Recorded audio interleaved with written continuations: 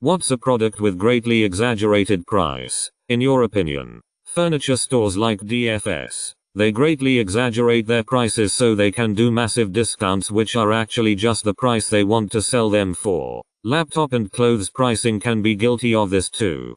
Diamonds. But it's so built into the system now. University textbooks. In the US, EpiPens and prescription drugs. Coffee from some cafes. A lot of bakery goods for that matter. But it's rent that drives prices up. Mattresses. Caskets. Cosmetics. Cinema popcorn.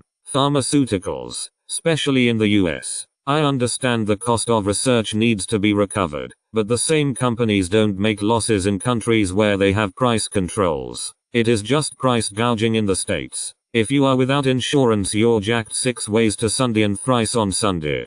Clothing. Literally at a certain point it's all the same exact shit but some people think they can charge me $40 for a piece of cloth. No thanks. I stole this tablecloth from my grandma and I am rocking it hard. Money. That tiny piece of paper not worth more than a few bucks have value just cause there's a 1000 written on it. And people goes crazy, wage wars and sell their entire lives to get hold onto these tiny overvalued pieces of shit. This should be the definition of exaggeration.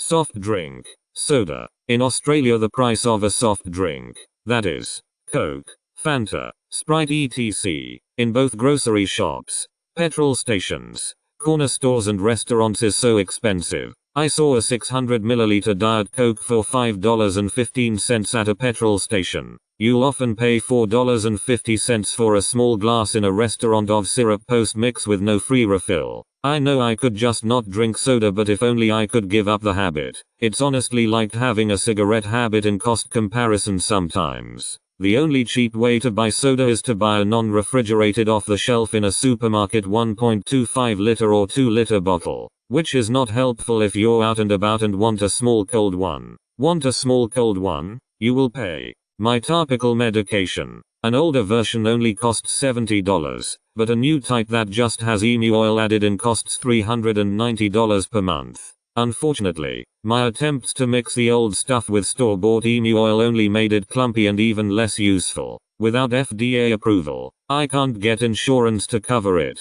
As someone living on disability pay, this is over half of my monthly income. I guess it doesn't really count as a product but, vehicle dent repair. I got some hail damage on my car this summer and got the dents hammered out by an auto body shop. They had it for a day and a half and the bill for my insurance company was $6,000.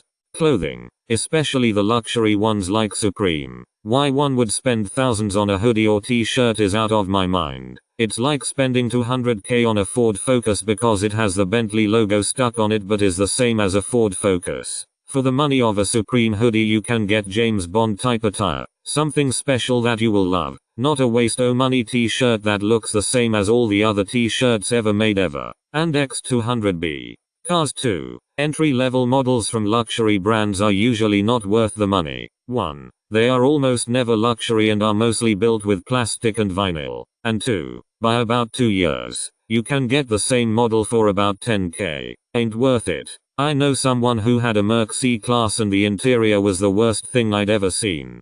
Plastic peeling off, and what looked like a microchip falling out of the rear parking sensor thingy, and plastic is creaky. You're really just paying for the looks and the badge. Brands like Lexus and Skoda, for example Superb L&K, cost more and are actually better. Use real leather, better plastics, etc. Even if the badge isn't great or it's ugly, doesn't mean it's a bad car.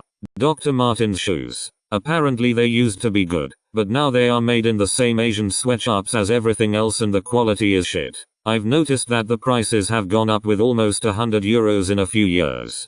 Clothes. It happened more than once when I found something that was around $100 and then found it later on a promotion at $20. They still make a profit and it just shows you how much they charge for nothing at all.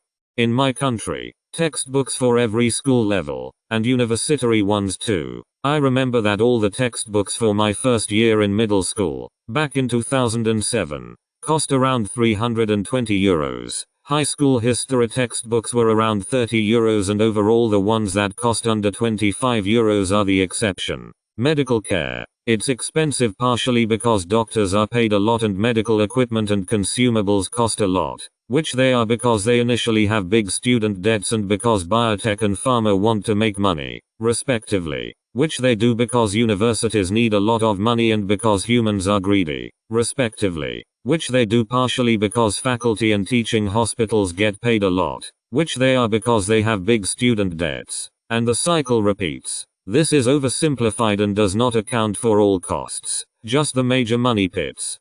Shoes. At school, I always hear kids talking about how expensive their shoes are, and I really don't get why. Just why. I don't even get spending $60 on shoes. I know that is considered the normal price, but why do that when you could go to Walmart and buy a pair for $12? Starbucks products. I used to work for Starbucks a while back and I can confirm that your $4.75 Grand Mocha only costs about maybe $0.80, maybe $1.25 to actually make depending on the state you live in. Basically any Apple product. There's not a single thing any one of them can do that another brand can't. Really. You're basically just paying an extra $400 for the name. I love Apple, though, and I'm a huge fan of it as my uncle works for them out in San Fran and they are taking super good care of him. And X200B. Still, I don't think I buy a single thing from the Apple store. It's always second hand on Mercury or eBay or something like that.